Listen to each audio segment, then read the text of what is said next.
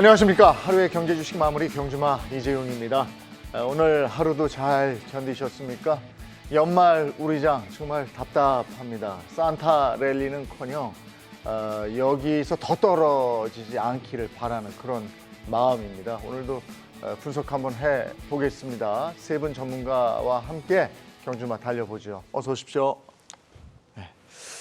데일리 이슈 두 개 오늘 선정을 해놨습니다. 먼저 첫 번째 일본 얘기입니다. 일본이 긴축 조치를 취하면서 이제 그 파장이 일고 있다 이런 얘기인데, 글쎄 이게 지금 굉장히 파장이 큰 겁니까? 지금 이게 잔잔하게 크게 번져갈 겁니까? 어떻게 될 것 같습니까? 네, 파장이 크다라고 하는 것은 예상을 못했기 때문에 네. 그 심리적인 타격은 크다라고 할 수 있고요. 그렇지만은 시장에 미치는 영향 자체는 네. 뭐 그렇게 심리적으로 받은 것 대비해 가지고서는 좀 적다 그렇게 보일 수 있을 것 같아요. 왜냐하면 심리적으로 큰 것이 일본만은 정말로 이번에 구로다 총재가 워낙에나 엔화 약세를 네. 주도하는 인물이다 보니까, 그리고 완화책을 주도하는 인물이다 보니까는 그의 임기 안에서는 YCC의 폐지나 혹은 양보가 안 나올 것이다라고 시장이 생각을 했었는데 전격적으로 나온 것이거든요. 네. 그래서 시장 중에서도 외환시장이 거의 뭐 어제는 엔화가 달러 대비 네. 4%나 강세를 가면서 격렬한 반응을 하긴 했습니다. 네. 근데 보시면은 주식시장이나 뭐 여타 시장들에서는 크게 그렇게 동요를 하지 않는 모습이 나왔는데, 네. 이것은 좀 플러스 마이너스 요인이 동시에 좀 잡아당기다 보니까 이런 게 아닌가 하는 생각이 듭니다. 어떤 부분이냐 하면은 일단은 일본조차도 금리가 올라간다라고 하면 요즘 금리 올라가는 것에 대한 부담들이 큰데 네. 그 부분에서는 좀 안 좋은 것이 아니냐라고도 볼 수 있지만은, 그로 인해 가지고서 과도한 달러 강세가 좀 많이 누그러지는 네. 그 부분에서 안정화를 또 찾으니 그건 또 괜찮은 것 아니냐.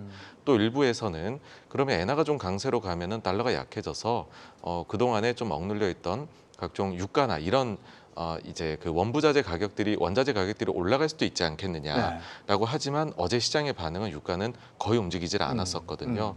그러다 보니까는 일단은 좀 지켜보자 이고, 네. 저의 개인적인 의견을 말씀을 드리자면 결국 시장에서 가장 무서워하는 것은 혹시라도 달러가 너무 강해져서 일본이나 그리고 그에 따라서 엔화 가치를 지키기 위해서 미국 국채를 내다 파는, 이것이 가장 안 좋은 시나리오라 생각을 하는데 네. 그 부분은 우리가 이제는 완전히 잊어도 될 것 같다라는 측면에서는 가장 우려사안 하나를 오히려 그냥 제거한 것이 아닌가, 그렇게 저는 생각을 합니다.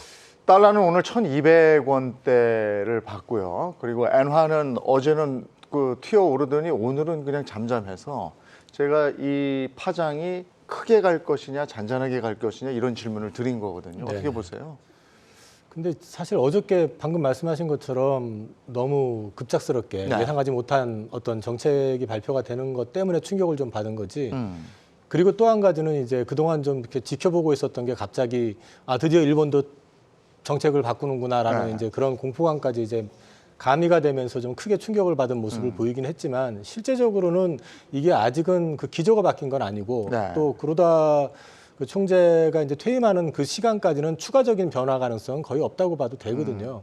그러니까 그런 맥락에서 봤을 때는 지금 이게 정책의 완전 전환이라기보다는 강달러는 이제 사실상 막을 내렸다라는 시그널 정도까지는 일단 확인을 한 거 아니냐. 그런 맥락에서 보면은 단기적인 변동성은 있을지 모르겠지만 이게 증시에 주는 충격이나 이런 여파는 그렇게 크지는 않을 것 같습니다. 단기적으로. 일본의 긴축 정책이 아시아 경제 시장에도 아주 큰 영향을 발휘하지 못하는 거 보면 일본 경제가 이제는 큰 영향을 미치지 않는 정도의 시장 경제인가, 이런 생각이 들 정도거든요. 그것은 아니죠. 네. 예, 무엇보다 일본이 보유하고 있는 미국 국채가 네. 어마어마하지 않겠습니까? 거의 절반을 일본이 가지고 있다고 해도 과언이 아니기 때문에 일본의 이런 어떤 그 YCC라고 하죠. 그 조정에 대한 부분들은 어제 저희들끼리는 어떤 얘기를 했었냐면은, 야, 이건 메간톡급의 어떤 엄청난 어떤 엔화의 방향성을 바꾸는 것이기 때문에 상당히 좀 유심히 좀 봐야 되지 않나 이런 생각을 합니다. 왜냐하면은 결국은 달러의 방향성을 바꿔버릴 수 있는 가장 중요한 지표가 엔화 아니겠습니까? 그러면은 우리가 어제 전까지 세워놨었던 내년 시장에 대한 어떤 전략 자체가 어제 YCC 조정으로 인해서 한 번에 또 다시 세팅을 할 수도 있는 그런 상황으로 바뀔 수 있다, 이렇게 봐야지 않을까 싶습니다. 그래서 말씀하신 것처럼 어떤 일본의 생각해 보니까 오늘 시장도 뭐 쏘쏘하고 별로 영향이 없는 것 같네라고 생각을 하실 수 있겠지만 그렇지 않고 오히려 이 부분, 즉 엔화의 어떤 약세 기조가 이제는 마무리가 된다라면은 이것이 향후 내년 시장, 내년 이후의 시장에 어떤 영향을 미칠지 대해서는 우리가 유심하게 살펴볼 필요가 있을 것 같습니다. 일본의 장기적인 통화 정책의 변화 이 부분을 또 유심히 봐야 되겠네요. 지금 맞습니다. 단기적인 시각 말고. 맞습니다. 알겠습니다. 다음은 전기차 관련 내용입니다. 2022년 정말 2차 전지가 휩쓸었죠. 전기차, 2차 전지 뭐 이렇게 돼 있었습니다. 그런데 이제 충전 인프라에 대한 관심이 굉장히 높다 이렇습니다. 정유 사업을 하던 GS, SK는 물론이고 배터리 회사, LG 또 롯데도 눈독을 들이고 있다 이런 내용인데요. 이건 뭐 당연한 것 같아요. 네, 그렇습니다. 점차 그 전기차가 이제 도로에서 다니는 그런 네. 대수가 많이 늘어나게 되면서 결국은 충전소 쪽에서도 투자가 일어날 수밖에 없다라고 봐야 될 것 같고요. 실제적으로 이것이 나중에 어느 정도까지 투자가 증가할지 모르는 사실은 좀 소위 말해 돈이 많이 드는 사업이다라고 볼 수 있습니다.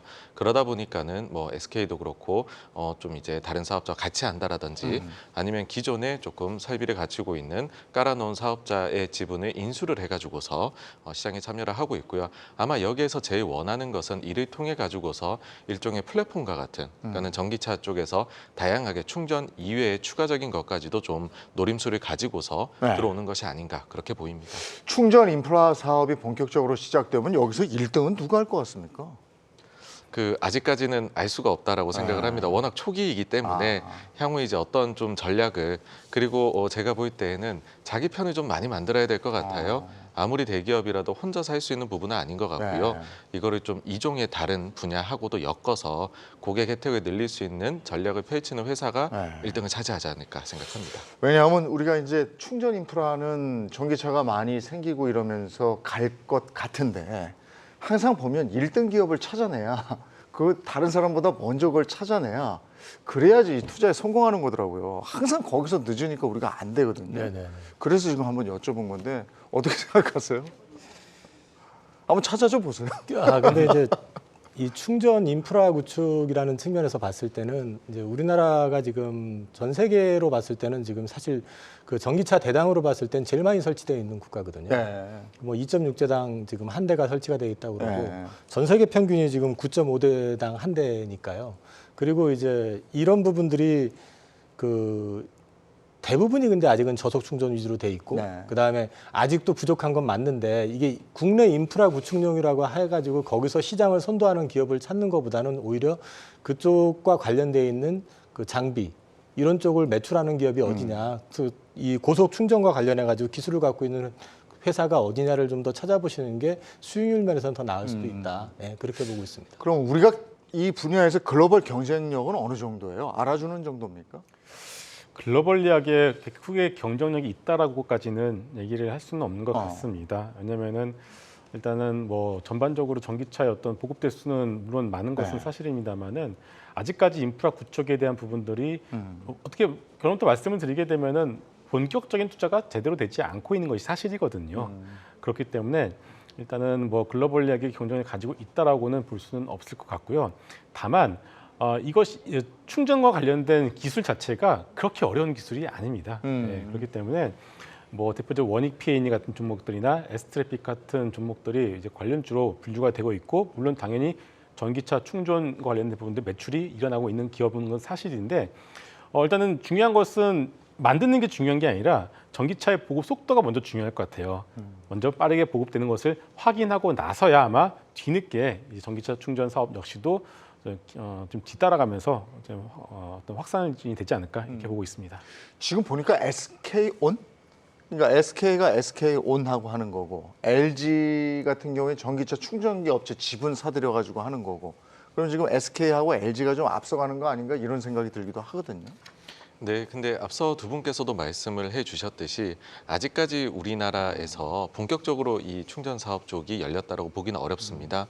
그러다 보니까는 지금 이제 그 본격적으로 들어오기 시작을 했다라고 봐야 될 것 같고요. 앞으로 좀 투자가 많이 진행이 되어야 되지 않을까. 그래야 좀 옥석 우리가 가려낼 수 있지 않을까라고 생각을 합니다. 네. 여기까지 오늘 경주마가 꼽은 데일리 이슈였습니다.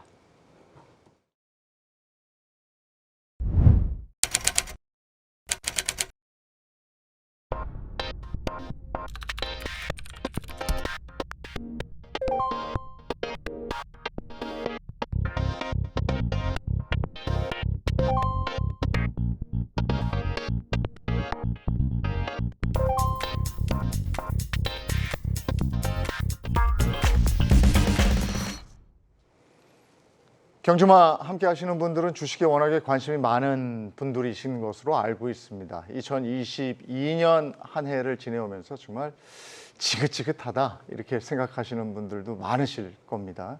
2022년의 증시, 이영훈 부장님은 어떻게 보십니까? 그냥 전 세 단어로 좀 압축을 할 수 있을 것 같습니다. 첫 번째는 거짓말, 네. 두 번째는 매크로, 세 번째는 힘들어 죽겠다. 예, 지금 거짓말, 매크로, 힘들어 죽겠다. 예. 그러니까 올해처럼 매크로를 관심 갖고 지켜본 해도 별로 없었던 것 같고 예. 또 듣도 보도 못한 지표들도 굉장히 많이 확인을 해야 되는 예. 그런 한 해였었던 것 같고 또 누구나 다 예측을 하고 전망을 했지만 그게 제대로 맞아 떨어진 경우가 거의 없었던 것 같고 예. 결과적으로 다 거짓말이 됐던 것 같고 예. 수익률 면에서도 올해가 여느 해에 비해서는 사실 그 앞에 고점이 높았기 때문이기도 하겠지만은 그 버블이 꺼지면서 저점의 깊이가 워낙에 깊다 보니까 좀 많이 힘들었던 것 같습니다. 어떻습니까? 또 이사님은 네. 어떻게? 제가 처음 이제 일반 투자자로서 주식을 시작했던 때가 네. 2007년 증시 고점에 들어왔습니다. 그리고 나서 2008년도에 소위 말해서 증시가 네. 엄청난 폭락이 왔었죠. 네. 아마 2021년 초반에 들어왔었던 소위 주린이 분들이 네. 과거의 저와 크게 다르지는 않을 것 같습니다. 음. 참 역사가 반복이 되는 것 같은데요. 네, 그렇지만 지나고 놓고 보면은 그 이후 2008년도의 금융위기 이후에 정말 수많은 스타 종목들이 나왔습니다. 네. 뭐 예를 들어서 자동차 같은 경우도 마찬가지고요. 셀트리온, 컴투스, 그리고 2014년, 2015년도에 제약바이오, 화장품. 제가 말씀을 드리고 싶은 것은 지금 힘든 것은 사실인데 결국 이런 어떤 급락 이후에는 항상 그렇지만 그 급락이 상당히 좋은 기회로 다가오지 않았나 이것을 보고서 저뿐만이 아니라 많은 진짜 올 한 해 내내 흘러내렸기 때문에 많은 분들이 힘들어하실 것 같은데 오히려 지금 정신을 똑바로 차리고 이제부터는 매크로보다는 종목에 집중하면서 새로운 어떤 스타 종목, 새로운 텐베거 종목이 무엇이 될지 찾아보는 것이 정말 중요할 것 같습니다. 근데 개인 투자자들 같은 경우에는 그냥 흐름에 편승해서 그 흐름대로 가는 주식 그냥 같이 가는 게 제일 좋은데 올해나 뭐 내년에 있을 종목 장세 같은 경우는 너무 어려워요. 그 뭘 봐서 어떻게 들어가야 될지 그러다 보니까 항상 끝물을 타게 되는 건데 자, 그럼 이제 한번 본격적으로 점검해 볼게요. 그동안에는 우리가 물가, 금리, 환율, 유가 하여간 2022년 1년 내내 그 얘기 했습니다. 이게 조금 잠잠해지는 요즘 이제 경기 침체에 대한 얘기를 그렇게 합니다. 그리고 저희가 이제 그냥 살면서 느끼는 경기 침체는 부동산 침체입니다. 부동산이 우리나라뿐이 아니고 전 세계가 지금 침체로 가는 것 같아서 매매가 변동률도 심한 상황이라고 하고요. 우리가 경기 침체를 부동산에서 가장 먼저 느낄 수 있는 것 같거든요. 어떻게 보십니까? 네, 말씀해 주신 대로 특히나 우리 이제 한국의 가구에 네. 가구당 자산의 비중을 놓고 보게 되면은 부동산이 가장 큽니다. 압도적이고요. 그러다 보니까는 부동산의 가격에 따라 가지고서 소위 말해서 자산의 뭐 효과 혹은 역효과가 나게 되는 것인데 네. 지금 엄청나게 하락을 하고 있습니다. 물론 그 전에 또 폭등이 있었었죠. 그러다 보니까는 어찌 보면은 그것이 좀 뭐 이제 조정의 과정이다 이렇게도 보실 수도 있을 것 같은데 하여튼 최근에 떨어지는 이야기들을 들어보면은 정말 이렇게 억이라는 단어가 쉽게 쓰였었나라는 생각이 들 정도로 빠지고 있습니다.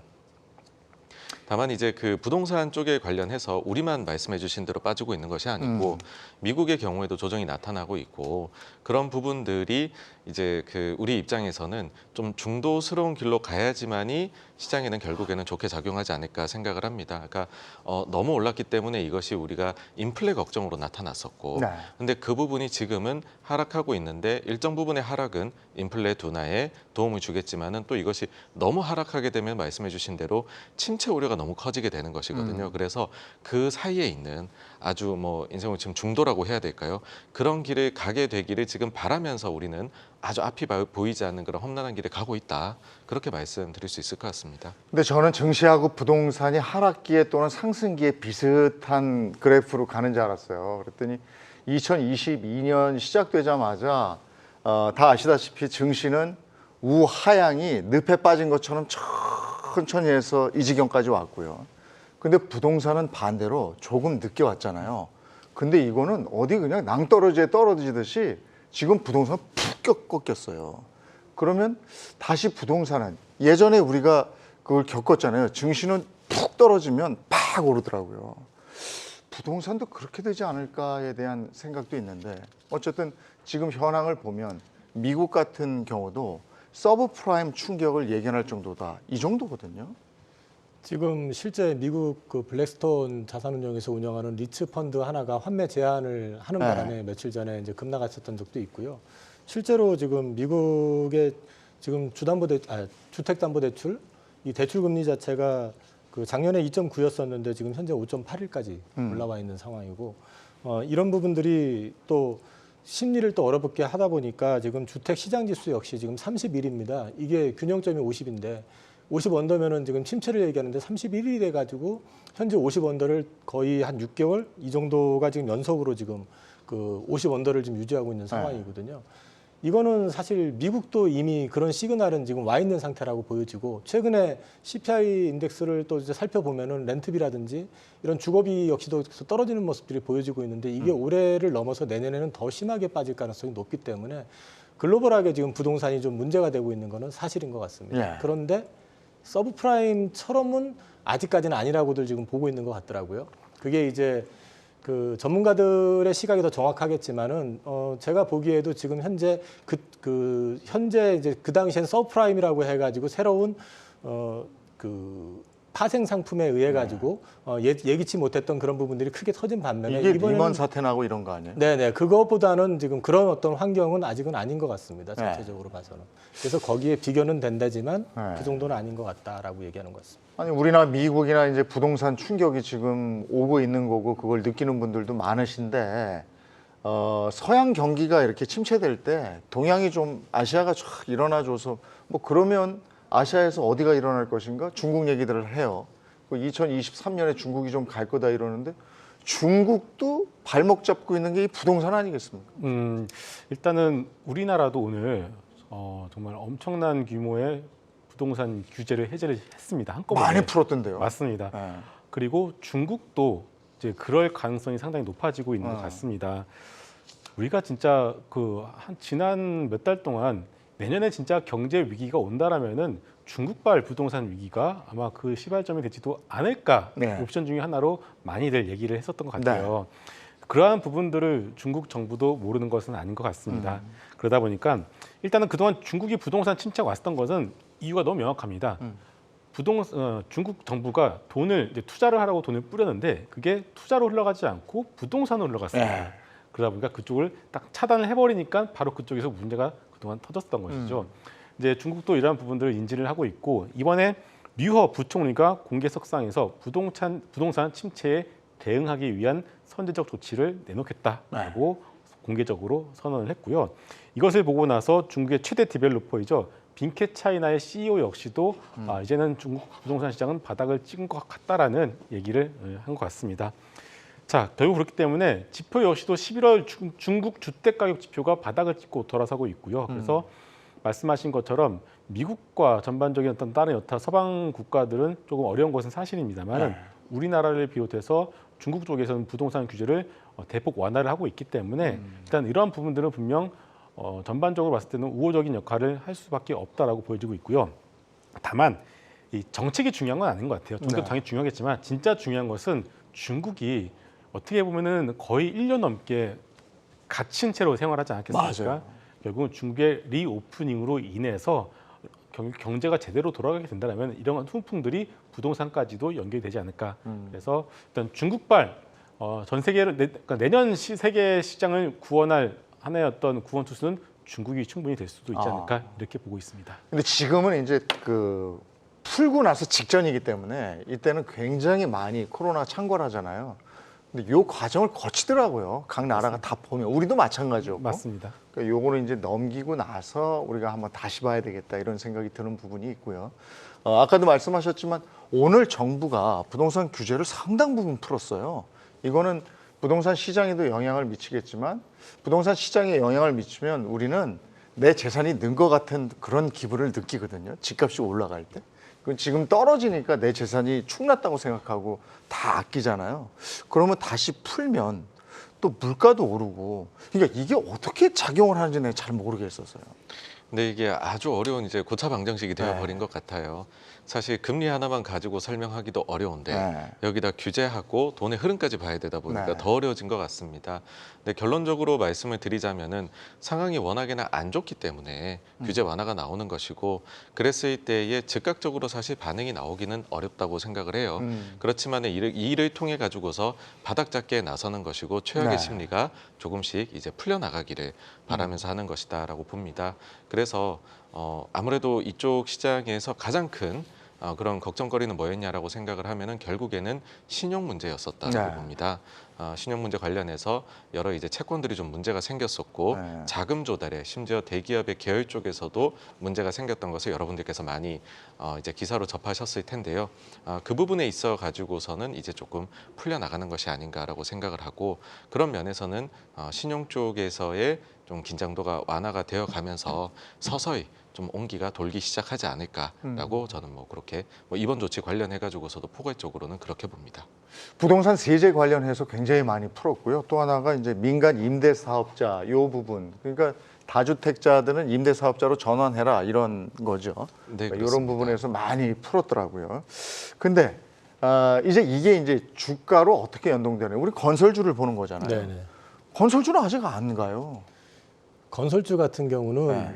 지금 이제 오늘 발표가 난 거긴 하지만 오늘 바로 즉각 반응을 보이지 못했던 이유 네. 중에 하나가 PF ABCP 기준으로 해가지고 2월 달에 만기가 29조가 있고요. 네. 아직까지 이 자금경색에 대한 부분이 훈풍이 이쪽까지 지금 전달은 아직 안 돼 있는 상태입니다. 물론 네. 회사채 시장에서 한전채가 이제 그 발행 금리가 떨어지고 있고 하기 때문에 최악은 벗어났다고들 생각은 하는데 이 건설 쪽 같은 경우는 지금 여전히 회사 쪽에서 회사채가 차환 발행이 안 되고 있는 상황이고 또 한 가지 이제 미분양과 관련해 가지고 경기 침체의 우려가 있다 보니까 올 연말 기준으로 한 5만 채 정도를 얘기를 하는데 내년에는 이게 11만 채까지 늘어날 거다. 네. 결국은 그러면 체력이 되지 않는 건설사들은 생각보다 많은 숫자가 퇴출될 가능성이 있다. 그 퇴출에 대한 공포감 이런 것들도 일정 부분 좀 시장을 누르고 있기 때문에 그런 맥락에서 지금 건설주 전반이 눌려 있다라고 보여지는데 지금 같은 경우 뭐 바로 지금부터 매집을 들어가는 거는 아니겠지만은 건설주 가운데서 재무 구조가 우량하고 그다음에 이쪽 노출 포지션이 낮고 또 해외 공사 비중이 상대적으로 높은 회사들 같은 경우는 네. 저점 탐색 구간이기 때문에 한번 관심 갖고 조금씩 지켜보시는 것도 괜찮을 것 같습니다. 이게 개인들은 좀 산 것 같아요. 그리고 네옴시티 관련해서 대형 건설주들은 올랐었잖아요. 근데 이게 다시 또 떨어졌더라고요. 그러니까 네. 이때 담았던 개인들은 또 여기서 손해를 보셨을 것 같아서 안타까운데 글쎄 네옴시티 관련해서는 이거 소재가 그냥 바닥 난 겁니까? 아닙니다. 일단 네옴시티 관련된 프로젝트는 중장기 프로젝트라는 것을 우리가 네. 명심을 할 필요가 있을 것 같습니다.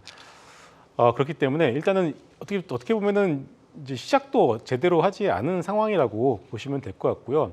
이전에 주가가 어느 정도 반응을 했던 것은 기대감에 의해서 뉴스와 기대감에 의해서 일단 1차적으로 주가가 반응을 했다 이렇게 보시는 게 맞을 것 같고요. 원희룡 국토부 장관이 이런 얘기를 했습니다. 12월에서 1월 사이에 네옴시티 관련 수주가 나올 수도 있을 것 같다라는 말씀을 하셨거든요. 네. 그런데 그런 수주 관련 내용들이 아직까지는 안 나오고 있기 때문에 안 나올 수도 있겠지만은 일단은 뭐 국토부 장관께서 그런 말씀까지 하셨을 때는 뭔가 있는 게 맞을 것 같습니다. 네. 그래서 주가는 이미 충분히 한번 밀려 있는 상황이고 만약에 그런 수주가 나오게 된다면은 테마든 아니면은 실적이든 간에 관련 주식들은 눌려 있는 주가를 이용해서 다시 한번 더 리바운딩이 나올 가능성이 상당히 높다고 보여지고 있습니다. 그래서 소위 물려 계신 분들이라면은 지금 구에서 파실 필요는 없을 것 같고 네. 그런 뉴스가 나오게 되면은 그 뉴스를 이용해서 물량을 덜어내시거나 아니면은 그때 상황 봐서 이것이 조금 더 갈 것 같다라는 뉴스가 나오고 판단이 된다면은 조금 더 물량을 실어보시는 것도 나쁘지는 않을 것 같습니다.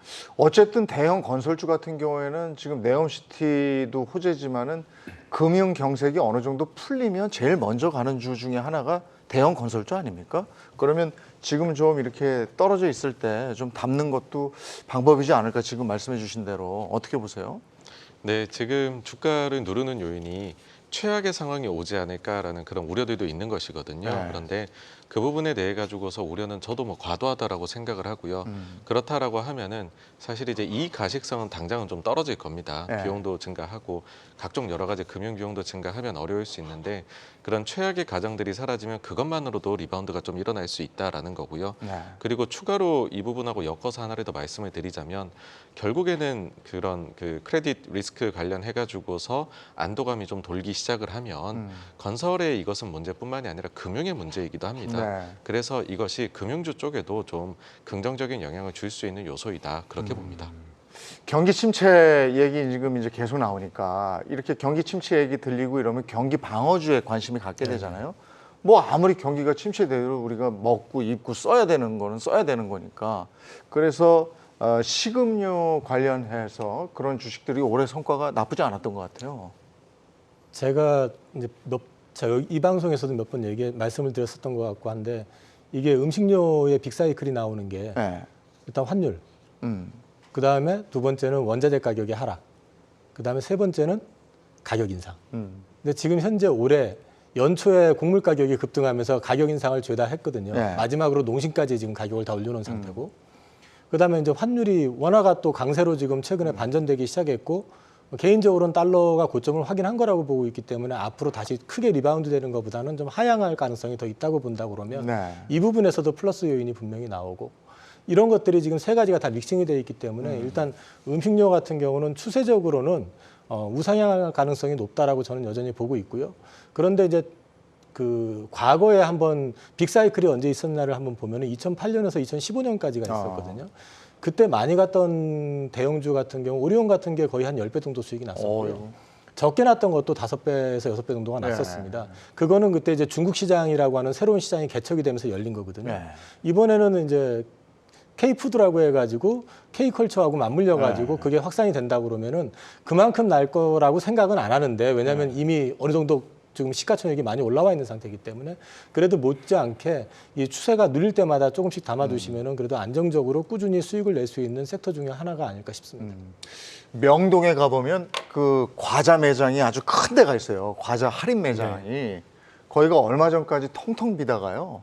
제가 어젠가 그 생각 갔는데 그 외국인들로 바글바글합니다. 네. 과자들을 참 많이 담더라고요. 근데 여기가 지금 아까 표도 봤습니다마는 이런 식음료 관련해서 그 회사 주가가 많이 올랐어요. 네, 맞습니다. 그러니까 우리가 코스피 대비해서 봐도 많이 올랐는데 지금 이렇게 오른 상황에서 매수하기엔 사실 우리 같은 사람들은 부담스럽거든요. 네.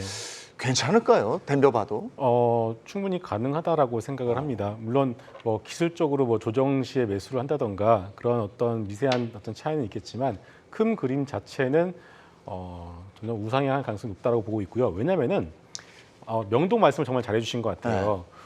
우리가 2014, 15년도에 화장품주들이 날아갔던 때가 있었습니다. 아모레퍼시픽이 엄청나게 올라갔었고요. 그 당시에 마스크팩 관련 종목들이 10배 이상 가는 때가 있었는데, 그때 명동 가보시면요, 중국 사람들이 마스크팩만 바리바리 싸들고 가는 것을 볼 수가 있었습니다. 골목에 들어갈 수가 없었습니다. 맞습니다. 그러니까 그 당시에 우리가 화장품 주식들에서 그렇게 열광을 했었던 이유는 내수주에서 수출주로 변신했기 때문이에요. 근데 이번에 음식료, 우리 국내 음식료 관련 과자도 마찬가지고요, 라면도 마찬가지고요, 음식료 관련 업종들이 전통적인 내수주에서 수출주로 변신을 하는 그 첫 단계인 것 같습니다. 왜냐? 팬데믹을 맞이하면서 넷플릭스라는 어떤 그 OTT를 통해서 우리나라 K컬처, K웹툰, K브랜드가 전 세계적으로 본격적으로 확산이 되었기 때문이겠죠. 그래서 일단 이런 어떤 흐름들은 일회성에 그치지는 않을 것 같습니다. 그리고 우리나라를 찾는 관광객의 어떤 국적을 봤을 때 과거에는 기껏해야 뭐 중국, 일본 이런 분들이 거의 대다수를 차지했었잖아요. 근데 지금 여러분들 명동 가보시게 되면은 소위 서구권이라고 하잖아요. 미국, 유럽 이쪽 분들을 상당히 많이 볼 수가 있고요. 뭐 대표적으로 우리나라 이제 엔터 기업이죠. 하이브 앞에 가보시면요. 머리가 진짜 백인들이라고 하잖아요. 백인 분들, 뭐 동양 그리고 동남아 분들, 아랍 정말 전 세계 인종을 그 앞에 다 볼 수 있습니다. 거기 와서 그 건물 알아야죠. 용산에 있잖아요. 네, 맞습니다. 그 사진 찍어요, 그 앞에서. 맞습니다. 네. 그러니까 우리나라를 찾는 관광객의 어떤 국적수가 다변화되어 있다는 것 자체도 결국 우리나라의 어떤 K 브랜드, K 컬처 그리고 어떻게 보면 K 음식료로 할 수 있겠죠. 네. 이러한 것들이 단순히 일회성에 그치지 않고 본격적인 수출주로서로 변신을 하고 있는 첫 해가 될 가능성이 높기 때문에 앞서 이영원 부장님께서 말씀해 주신 것처럼 대세 상승 가능성에 대해서 우리가 면밀하게 점검을 할 필요가 있을 것 같습니다. 근데 명동 아까 말씀드렸지만 거기가 지금 다시 이제 좀 번잡해지기 시작했는데요. 그래도 조용해요. 이게 중국 사람들이 들어와야 시끄럽더라고요. 이분들은 조용히 뭘 사지 이게 와 이렇게 안 하더라고요. 근데 이제 언젠간 들어오겠죠. 그리고 또 하나가 우리가 요즘 생각하는 게 제약바이오잖아요. 제약바이오도 미국도 좀 들썩인다고 제가 얘기 들었거든요. 우리도 좀 반응이 있잖아요. 네, 그 미국 보시게 되면 네. 사실 전통적으로 분류를 할 때에 경기의 민감주가 뭐냐, 아니면은 경기의 방어주가 뭐냐라고 했을 때 사실 경기가 안 좋다라고 해가지고서 아픈 걸 방치할 수는 없거든요. 그래서 제약 바이오 주식이 글로벌로 봤었을 때는 대표적인 방어주에 속합니다. 네. 그래서 이를 바탕으로 해가지고서 뭐 가령 미국의 머크사 같은 경우에는 올해 주가가 많이 올랐습니다. 시장이 약한데도 불구하고요. 이게 가능했던 이유가 실적이 좋았었던 그런 게 있고요. 그리고 또 한 가지가 이제는 우리가 그 코로나라는 아주 닫힌 세상에서 격리해야 되는 세상에서 조금씩 이제 기지개를 펴다 보니까는 임상 같은 부분에서도 진행들이 나타나고 있습니다. 속도를 내고 있습니다. 그래서 뭐 일라일릴리 같은 경우에는 뭐 임상 쪽에서 다른 분야에서 좀 좋은 결과가 나온다라고 해서 올라가는 측면도 있거든요. 그러니까 우리의 경우에는 지금 상장사 중에서 좀 대형주 쪽에서 좀 실적을 바탕으로 해가지고서 주가가 좋았던 주식들이 있습니다. 네. 근데 다만 이제 좀 그 색깔이 저는 개인적으로는 그러니까 제약바이오 내에서 좀 바뀌지 않을까라는 생각을 하는 것이 있는데 뭐냐면 좀 이런 수출 위주로 해가지고서 올해 실적이 좋았던 주식들의 경우는 사실 이 환의 영향을 많이 받았었거든요. 그래서 이 부분은 좀 줄어들 수 있다. 그래서 눈높이를 실적에 대해서는 생각보다는 좀 낮추셔야 될 수도 있다라는 게 있는데 그에 반해 가지고서 다른 분야 뭐 가령 예를 들어서 임상 쪽에 사실 요즘에 임상에 대한 기대는 뭐 거의 저는 뭐 사라진 것 같거든요. 한국 투자자분들께서. 근데 그런 쪽에서 좀 이제 물론 이거는 뭐 아주 이 부분을 잘 아셔야 되겠죠. 네. 그런 부분들이 있다라고 하면은 재조명을 받을 수도 있지 않을까라고 그렇게 생각을 합니다. 그 제약바이오 업종은 지금 증권가에서 보고서 같은 데도 긍정적으로 평가하고 있는 거 아닙니까?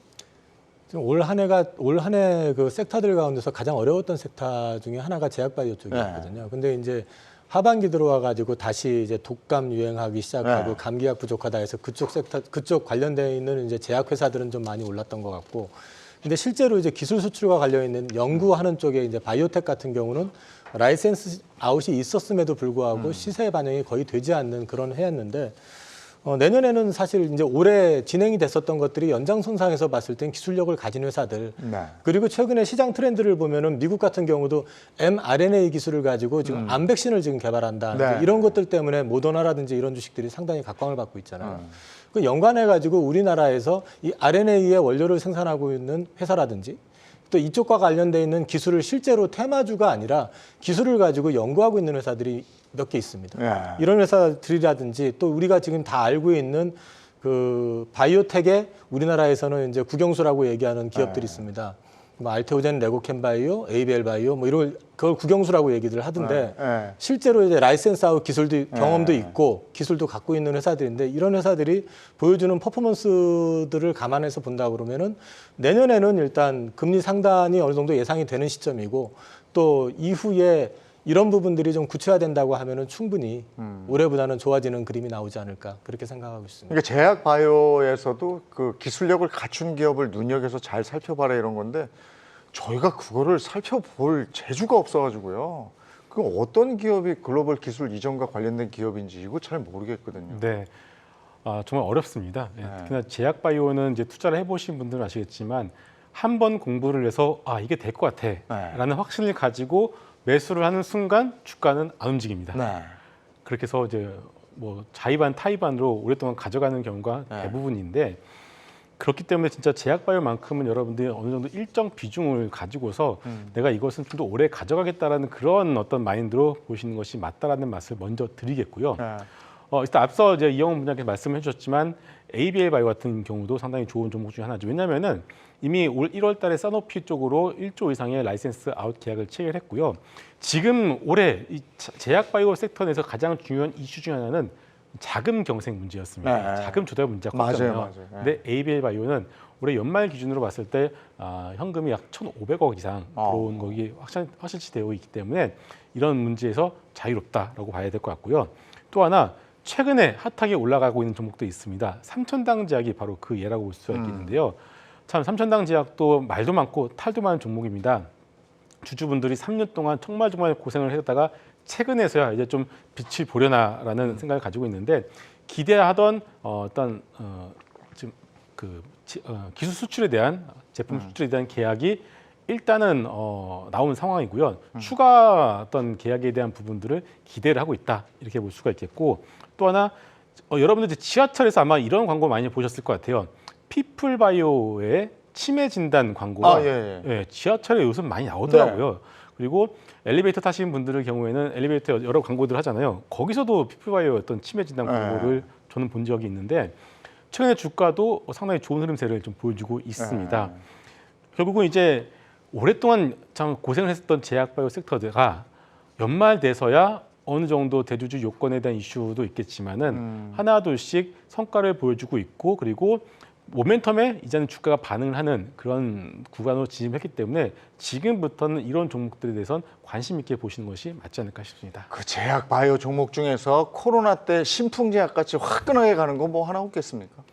지금 말씀드린 종목 중에 하나가 아마 그렇게 되지 않을까 싶습니다. 그래요? 네. 하여간 이게 저 16개월 동안이나 이 제약 바이오가 힘들었다고 그러는데 지금 다시 꿈틀거리고 그래서 사람들 관심을 받기 시작하는데 가장 중요한 건 이게 이제 지속적으로 가야 되는 거잖아요. 근데 지속력이 있을까에 대한 부분은 어떻게 생각하십니까? 네, 근데 가장 이제 자신이 있는 부분은 결국에는 시장에서 기대가 없다라는 부분이 저는 제일 좀 자신이 생기는 부분이지 않을까라고 봅니다. 그러니까 시장이 우리 증시 특히나 이제 쏠림이 좀 심했었거든요. 그 쏠림 부분이 내년에는 조금씩 균형을 찾아가는 한 해가 되지 않을까라고 생각을 하고요. 그런 측면에서 봤을 때는 특히나도 글로벌로 봤었을 때도 우리 쪽이 훨씬 더 좀 소외를 받았던 것도 사실이거든요. 그래서 이 부분에 대해서는 물론 제약바이오는 지식이 좀 부족하거나 자신이 없으면은 투자를 개인 분들께서는 안 하시는 게 맞기도 해요. 잘 아는 분야에 투자를 하셔야 되는데 근데 이쪽에 대해서 일정 부분 그런 좀 지식이 있는 분들이시라면은 좀 관심 있게 보셔도 괜찮지 않을까라고 생각을 합니다. 이게 대부분 저도 그랬는데 제약 바이오는요 누가 얘기해줘요. 야 그거 이상 간대 뭐 미국에서 뭐 진짜 완전히 신약으로 인정받았대 막 이래요. 그 일상 가니까 그때 사가지고 뭐 이상이 어떠고 막 이래요.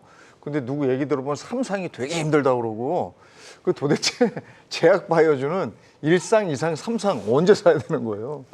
이게 제가 이제 제약바이오 얘기를 좀 많이 했었는데 그 제약바이오 투자도 실제로 많이 했었고 그래서 고통도 많이 겪었고 또 이제 굉장히 해피한 경우들도 많이 경험을 했는데요.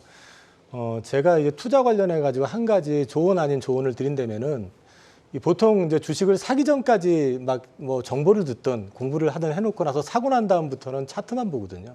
왜 떨어지지? 올라가면 기분 좋았다 빠지면 그냥 막 공포심 느끼고 기사. 근데 그렇게 하시면 안 되고요. 제약바이오를 투자하신다고 했을 때는 끊임없이 회사에 대한 것을 팔로우업을 해야 됩니다. 특히 신약 개발과 관련돼 있는 거는 회사 사람들 말만 들으면은 그 회사는 무조건 성공하게 돼 있어요. 그렇기 때문에 본인이 계속해서 자료 검색을 하고 그다음에 거기와 관련돼 있는 리포트를 쓴 거 있으면 다 백업을 해가지고 애널리스트한테도 실제로 궁금한 걸 물어보고 해가면서 계속 백업을 해가시면서 그 회사하고 동행을 한다는 생각을 진짜 가지지 않으시면 이거는 사놓고 나서 주가 빠지면 어떻게 해야 될지 모르는 왜냐하면 밸류라는 게 사실은 제약바이오 측정하기가 되게 어려운 이게 한 번 빠지면 한정없이 빠져요. 네. 그렇기 때문에 그럴 자신이 없으시면 아예 안 하시는 게 맞고요. 그다음에 이 부분에 대해서 좀 냉정한 얘기인데 저도 실패한 경험이 있기 때문에 아닌 게 느껴졌는데 손실이 예를 들어서 30% 40% 나 있다 이거예요. 못 나와요. 못 나오잖아요. 나오셔야 됩니다. 제약바이오는 이게 실패라고 확인이 되는 순간 사실은 그 회사의 가치를 평가할 수 있는 기준이 별로 없어요. 제약은 제외하겠습니다. 바이오를 얘기해야 되겠죠. 바이오텍에 대해서. 그렇기 때문에 저도 사실 올해 살짝 힘들었던 것 중에 하나가 이 바이오 섹터를 워낙에 좋아하다 보니까 그쪽에서 고생을 좀 했는데 이 부분을 가지고 제가 지금도 마찬가지로 계속해서 주기적으로 그 회사하고 컨퍼런스 콜하고 네. 자료 나오는 거 계속 백업해가면서 이 회사에 투자했던 제 아이디어가 살아있는지를 계속 검색을 하고 있습니다. 그 전에도 한번 말씀을 드렸는데 제가 참고적으로 셀트리온은 10년을 갖고 있었고요. 네.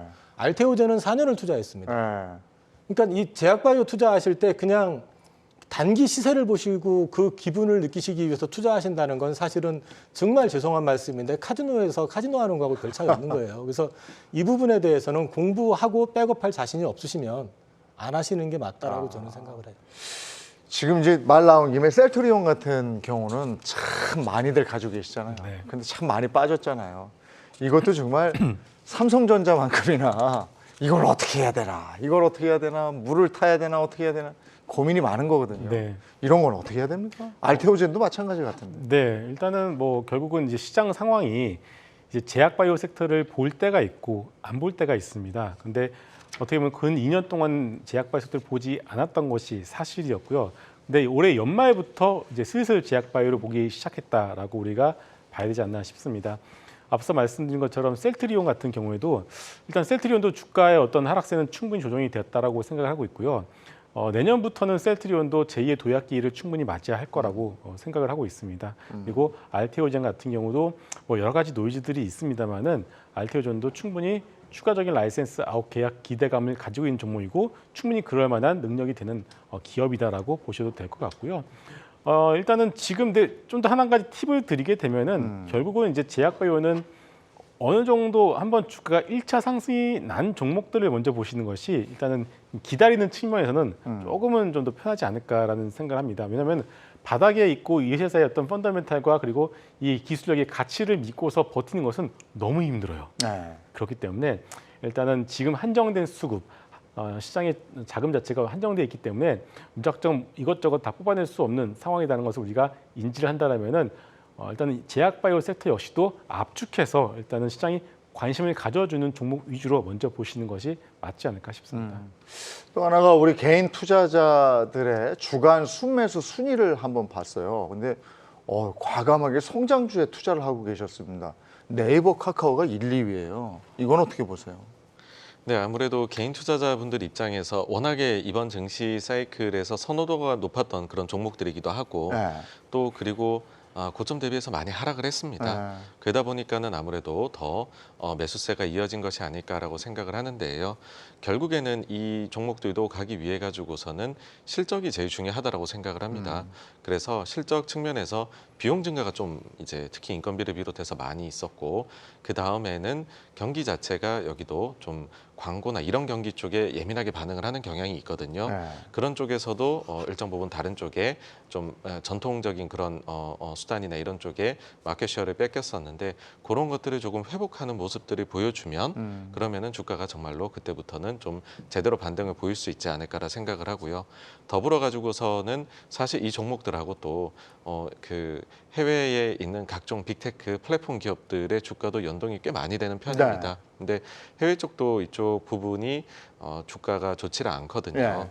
근데 이제부터 해가지고서는 미국 쪽도 그 다음 달 이렇게 하면은 실적 시즌이 이제 이어지게 됩니다. 네. 가장 큰 우려는 미국 쪽에서는 실적에 대한 우려이고 결국에는 그 부분들을 이 관련된 기업들도 하나하나씩 좀 풀어주게 된다라고 하면은 네. 뭐 그런 시기가 되면은 좀 좋은 타이밍이 오지 않을까라고 생각을 합니다. 이거 빅테크 관련해서는 아마 세계에서 제일 힘들었던 데가 중국 아니겠습니까? 중국은 지난 2년 동안 그냥 빅테크를 저는 무슨 생각이 들었냐면 자국 기업인데 왜 이렇게 죽이려고 난리를 떨지? 이런 생각을 했었어요. 네네. 그만큼 빅테크 기업을 그렇게 규제했는데 이거 풀겠다는 거잖아요. 이게 우리한테까지 영향을 미치는 건가요? 일단 중국의 빅테크에는 영향을 주지만 네. 우리는 사실 그동안 그렇게 심하게 규제를 안 했었거든요. 네. 이제 최근 들어와서 이제 규제를 우리는 강화하는 지금 거죠. 하겠다 그러는 근데 이제 이 빅테크 같은 경우는 일단 경기 침체기 후퇴기 때는 네. 그동안 받았던 그 프리미엄을 다시 좀 반납을 하는 그런 이제 단계에 있는 거로 네. 봐야 되기 때문에 당장에 일단 주가적인 측면에서는 크게 좋아질 가능성은 많지 않다. 근데 이제 성장이라고 하는 그림을 놓고 봤을 때 이 온라인 플랫폼들이 여기서 끝이라고 보기에는 그 시장은 아직도 한참 성장할 수 있는 여력을 가지고 있다라는 거죠. 그리고 우리나라의 지금 이제 카카오는 자꾸 분할을 해가지고 상장하는 게 좀 이슈가 문제가 되긴 하는데 네이버 같은 경우는 지금 그런 게 없이 계속 간다고 전제를 하면은 이 회사가 확장할 수 있는 영역, 요즘 이제 뭐 웹툰도 또 글로벌화되고 있고 네. 여러 가지 면에서 이제 성장의 잠재력은 갖고 있기 때문에 어느 정도 그 하방의 리스크라고 할까요? 이런 부분들은 어느 정도 좀 제한은 좀 되지 않을까 이제는. 대신에 이게 바로 돌아설 거라고 기대하는 건 역시도 조금 아직은 섣부르지 않나 그렇게 생각하고 있습니다. 중국의 대표적인 빅테크 하면 알리바바 아니겠습니까? 텐센트 이런 것들 굉장히 힘들었잖아요. 네. 근데 지금도 옛날 주가 뭐 택도 없죠. 맞습니다. 이런 것들은 어떻게 될 것 같습니까? 진짜 어려운 질문인 것 같은데요. 결국 이제 이 중국 정부만의 독특한 어떤 그런 규제가 있지 않겠습니까? 네. 뭐 알리바바 같은 경우도 그 창업자분께서도 진짜 어떻게 은둔의 생활을 할 정도로 빠떼를 많이 받았죠. 맞습니다. 이제 그런 어떤 좀 우리 서구권에서 봤던 어떤 지금 우리의 시각으로 봤을 때는 전혀 이해가 안 가는 네. 그런 상황이다 보니까 지금 힘든 주가의 어떤 모습을 보여주고 있는 것이 사실인데, 근데 이런 얘기들을 많이 하시더라고요. 펀드 매니저 분들께서 이런 얘기 하시는데 고객들 돈으로는 중국 주식을 못 살 것 같다. 아. 하지만 내 돈으로는 한번 사볼 것 같다. 라는 말씀하십니다. 아, 그래요? 이게 뭐냐면은 중국 시장이 가지고 있는 리스크 때문에 약간 좀 남의 돈을 이제 거기 투자하는 것은 좀 그렇지만 지금의 어떤 성장세나 어떤 내년에 중국 시장의 성장률을 봤을 때는 분명히 이거는 한번 튀어오르면은 강하게 오를 것 같다라는 그런 기대감도 분명히 가지고 있는 것은 사실인 것 같아요. 네. 그래서 좀 그런 부분을 참고하셔서 뭐 내가 정말 중국 주식이 될 것 같다라고 생각하시는 분들의 경우는 지금 모두가 다 중국 시장을 안 좋게 보고 있지 않겠습니까? 만약 그거를 역발상적으로 본다라면은 지금 구간에서 내 포트폴리오의 일정 비율을 낙폭과될 중국 빅테크 주식들을 담아보는 것도 뭐 그렇게 나쁘지는 않은 것 같습니다. 빅테크 뭐 ETF 뭐 이런 거 자신 없으면 우리는 개별 종목이 자신이 없어가지고요. 그런 거 하면 될 것 같고. 그리고 한마디만 제가 예. 그 시진핑 주석이 3년임이 지금 확정이 됐잖아요. 네. 그 사실 아까 이제 마윈 같은 경우는 상하이반 계열이어서 장점인 라인이었었거든요. 이제 3년임이 확정이 된 상태고 지금 마윈이 운신을 못하는 이유도 네. 분명히 있거든요. 그러면 역으로 이제 시진핑의 어떤 집권기 동안에는 추가적으로 그 경쟁자들이 다 제거가 된 상태잖아요. 사실상. 그러면은 이제 이쪽 시장 역시도 추가적인 어떤 재규제보다는 다시 살리기 위한 부양책의 가능성도 충분히 있는 거고 그런 부분들이 지금 나타나고 있다는 측면에서 봤을 때는 포트의 일부 정도 가져가는 거는 나쁘지 않을 것 같아요. 많은 분들이 우리나라도 담고 있는 분들이 많으실 거예요. 근데 이제 빅테크하고 성장주 아직은 시기상조일까? 이런 의문이 남는 부분이 있어서 만약에 이 빗장이 좀 풀려서 어느 정도 올라가면 어떻게 정리를 하고 나오는 것도 방법일지 어떻게 하는 게 좋을지 전전긍긍해 하시는 분들을 위해서 팁 하나 주세요. 저는 좀 긍정적으로 세상을 바라보고 있습니다. 네. 그러니까 뭐 결론적으로 말씀을 드리자면은 지금처럼 내년에 그 미래에 대해 가지고서 부정적으로 부정일색으로 보는 경우는 저는 투자하면서 잘 못 봤던 것 같습니다. 네. 가령 예를 들면은 그 애널리스트 분들의 경우에는 보통은 내년도는 조금 긍정 편향이 있거든요. 그런데 미국 시장에 대해 가지고서 아예 기본 가정이 침체이고 그 다음에 주가가 하락할 것이다라고 보고 있습니다. 네. 그러니까 이처럼 과도할 정도로 왜냐하면 올해도 이미 많이 빠졌거든요. 네. 만약에 1년 전과 같은 주가 수준이고 높은 수준이고 지금 같은 상황이라면 당연히 저희가 도망을 쳐야겠죠. 그런데 그러지 않은데 심리가 굉장히 나빠져 있고 또 그에 따라서 포지션도 아주 보수적으로 안정적으로 가 있는 경우들을 여러 가지 데이터에서 목격을 할 수가 있습니다. 그렇다라고 하면은 저는 뭐 이런 상황에서는 크게 잃을 게 없다라고 생각을 하고 오히려 이럴 때 좀 역발상으로 긍정적으로 생각하는 것이 투자에 도움이 되지 않을까라고 봅니다. 아니 근데 요즘엔 만나면 전부 다 6%짜리 예금으로 가니까 그 돈이 언제 돌아오냐 이거죠. 나중에 오른 다음에 돌아오나 이거는? 그래서 이런 말씀을 드리고 싶어요. 1년 전에 기억해 보시면 금리 올리기 전이지 않습니까? 예. 그때 당시에 예금이자 1% 2%였습니다. 예. 그러니까는 그때 누가 예금을 하느냐, 다 주식을 하거나 부동산 하거나 투자해야 된다라고 하셨지만 오히려 그때 예금을 했었어야지 네. 내 재산 지킬 수 있었고요. 반대로 지금 금리가 높다라고 하지만은 기대 수익률을 따져봤었을 때는 위험 자산이 훨씬 더 좋을 수도 있습니다. 그래서 조금 반대로 움직이시는 것이 어떨까 하는 생각입니다. 알겠습니다. 이 겨울이 가면 뭐 저 자연의 진리죠. 봄이 옵니다. 그 힘든 시기, 이 시기가 지나면 또 반드시 좋은 시기가 오죠. 날씨만큼이나 차가워진 마음을 녹여주는 방송이 되겠습니다. 경주마 힘껏 달려서 여러분과 함께 가도록 하겠습니다. 내일도 장 끝나고 다시 오죠. 고맙습니다.